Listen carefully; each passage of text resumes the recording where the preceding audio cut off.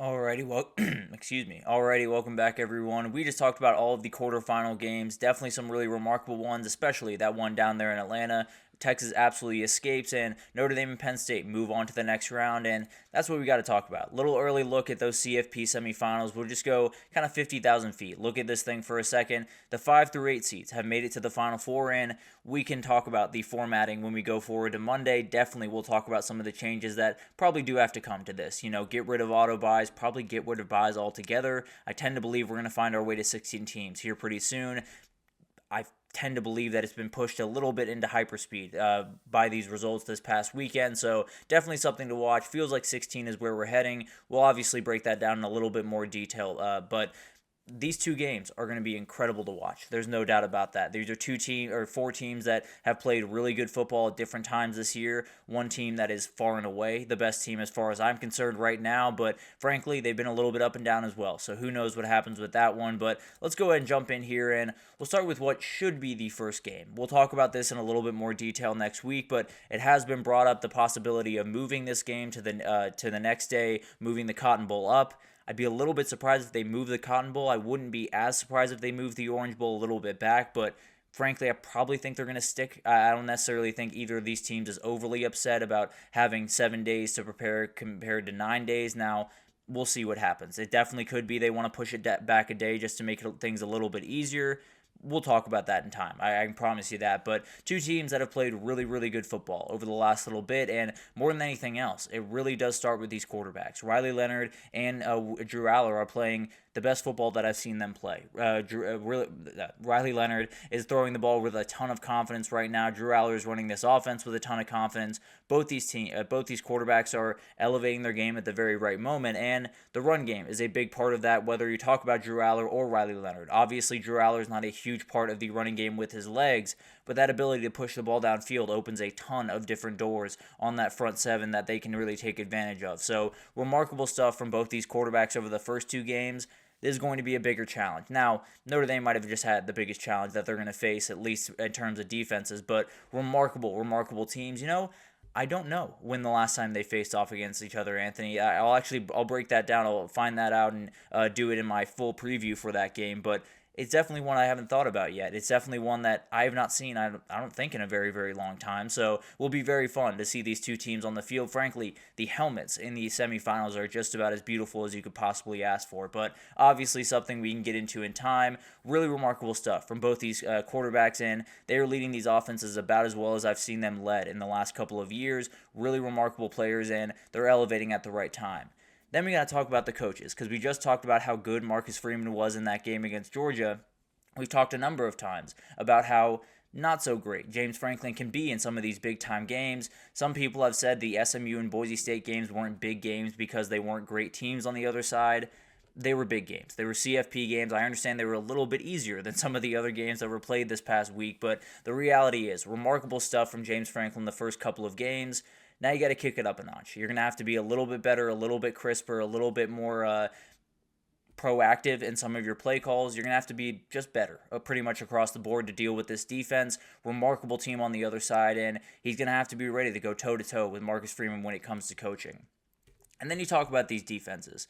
These are just absolute beasts on either side of the field. Abdul Carter did go down in that Boise State game. Posted a little something on Twitter and Instagram. Makes me feel pretty confident that he will be playing in this game this next week. You need him. Frankly, I think he might have been on track for a pressure every single snap in that Boise State game. He was dominating that offensive line before he went down. Remarkable player. And then you talk about that Notre Dame back end. It's absolutely ridiculous, led by Xavier Watts, but Christian Gray has played really, really good football throughout the last little bit. Ryan Clark's son, Christian Clark, has played really, really good football throughout the last little bit. So remarkable team on the other side. And Drew Aller's going to have to throw into some tighter windows that are going to be much, much harder to get out of the teams. What is your favorite complete uniform?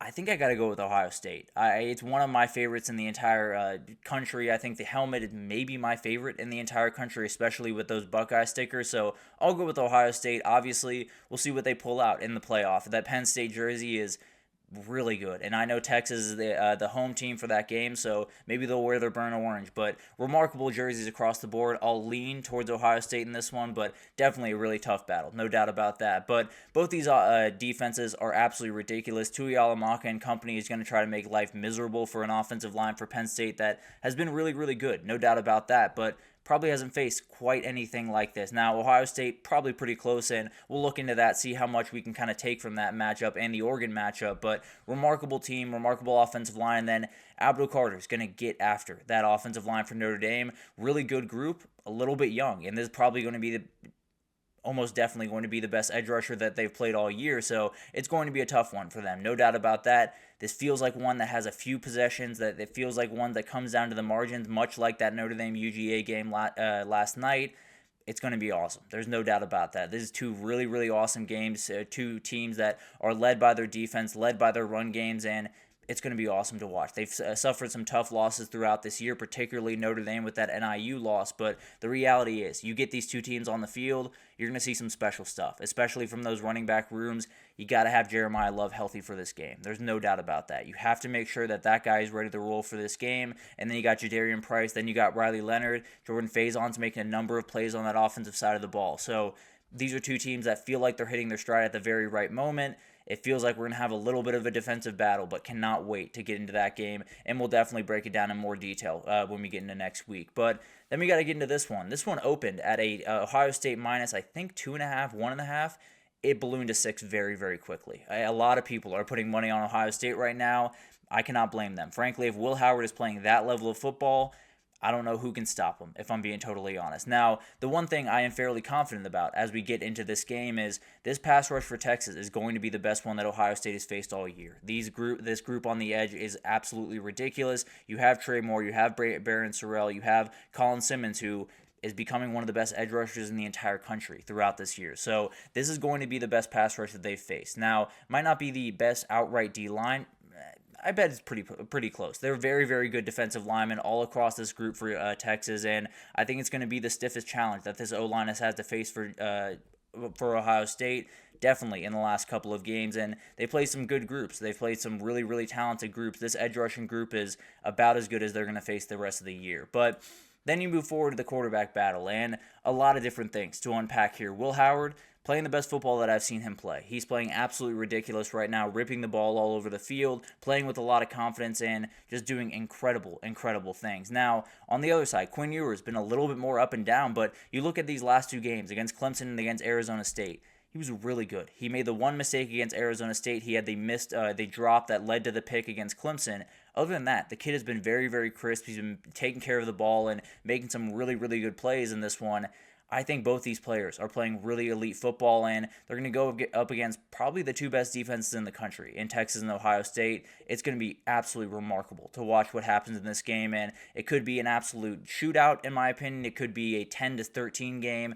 It could go anywhere in between. It's going to be absolutely incredible to watch this one unfold, and the biggest thing to talk about when you get into this game is sort of that quarterback battle, but also the rushing attack for both these teams. You know, Ohio State's starting to find it a little bit more. Will Howard, still not a huge part of that rushing offense, but the offensive line has found it. Those running backs are as elite as it comes. For Texas, they have some issues there. Trey Wisner and Jaden Blue just have to get going in this game if they're not going to want to put everything on Quinn Ewers in. If he's throwing into really, really tight openings against that back end, he's going to make mistakes. There's no doubt about that. So you badly need a run game in this one. So the offensive line for Texas really has struggled against elite defensive lines throughout this year. They got to figure that out over the next couple of days, because if they don't, Ohio State's going to eat them alive the same way Georgia did, and it's going to look pretty similar to the way those Georgia games did. So overall, it's going to be an awesome game. There's no doubt about that. The biggest thing that stands out, I think, to all of us really is the playmakers in this game all over the field. It's absolutely ridiculous what these two teams have. You have two of the best players in college, the CFP thus far, in Jeremiah Smith as well as Matthew Golden on one side. Two pass rushing attacks that are absolutely insanely talented with Jack Sawyer, JTT, Colin Simmons on one side. You have Trey Moore, you have Barron Sorrell. It's going to be ridiculous. The amount of talent, the amount of ability on that field at the same time.